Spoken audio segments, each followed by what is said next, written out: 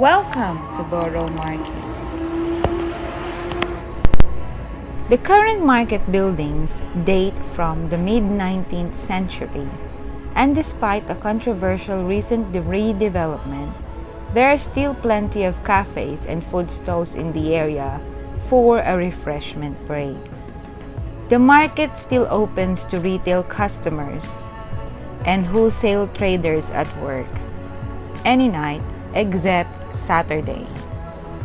We now approach coming in, taking in the new norms and rules for social distancing and safety measures. We would like to pursue our exploring of the Borough Market at daytime. However, most of the stalls are still shut due to the recent happenings. Inside the market, we found different variety of food, cheese, wine, seafoods from all over European countries and all over the world. We have to think this has been renovated in the early 19th century, but it has been long-standing since the 13th century. As you can see here, on my right side are the different variety of hot food, and since we are already starving, we're looking for a place to eat. On my left side, you can see here Borough Market Butchers since 1999, Northfield Farm, and you can see the meat slabs on the window. Move over to your right side, and here comes the fruit and vegetables stall.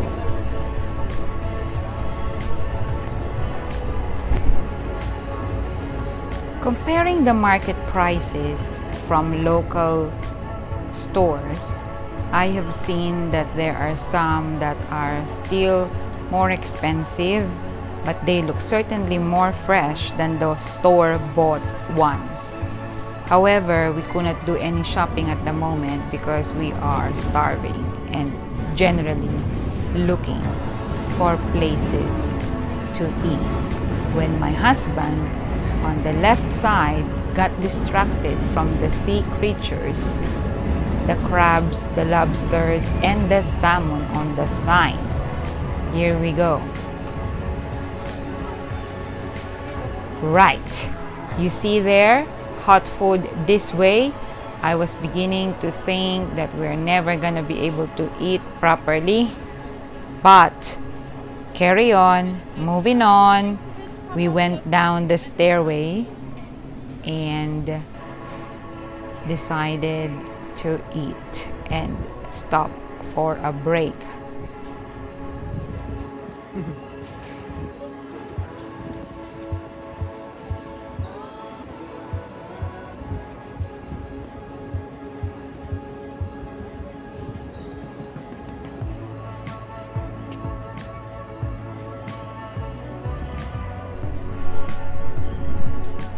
We now head out from Borough Market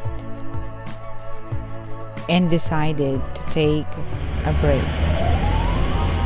Before that, we saw how majestic the views are from the outside that we had to stop from the traffic lights and take a short clip from the outside where it has a combination of the old London and the new modern times. In this clip, you will see the old gritty part of history of London and the newer part where it contains the Shard in the background and the fully developed London Bridge station.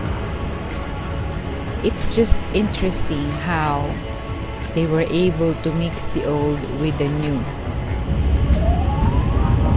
Now we approach Southwark Cathedral.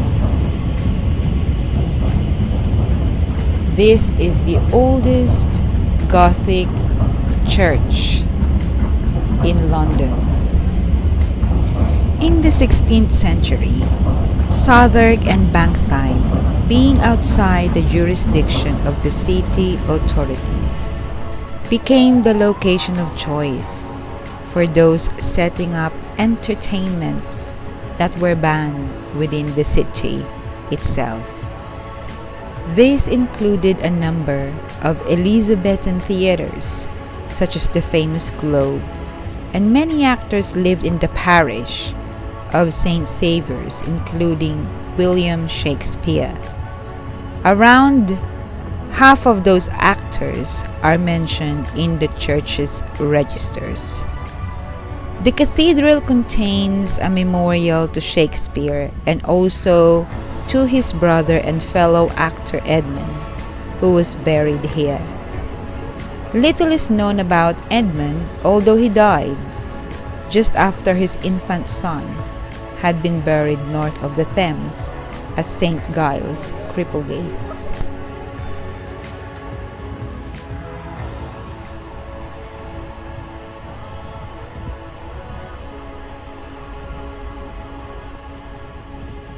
It is thought that William arranged Edmund's burial at St. Saviour's. The church records showing that a premium price was paid for a morning service, presumably to allow the actors attending the service to be available to perform later that afternoon. Relations between the local actors or players and the clergy were not always easy given the perceived immorality of the theatrical profession.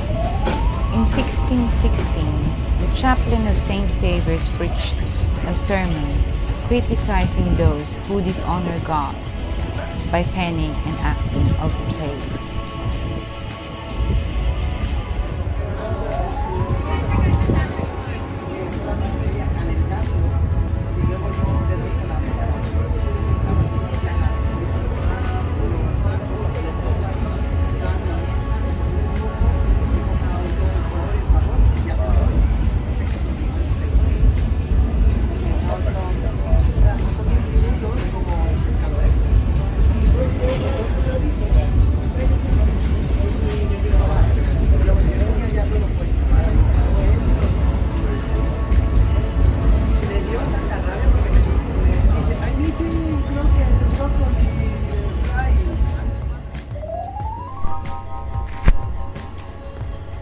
John Harvard was baptized here, and the cathedral contains a Harvard chapel. There are also a great number of impressive tombs and monuments, including that of writer John Gower, who was a friend of Geoffrey Chaucer, who has been described as the first English poet because he wrote in the native language as well as the more customary Latin or French. Surprisingly, this grand building has only been a cathedral since 1905, and its official name of the Cathedral and Collegiate Church of St. Saviour and St. Mary over-recalls its ancient past. If you find Borough Market too crowded, the cathedral contains an excellent cafe at the rear, which has an outside seating when the weather is good.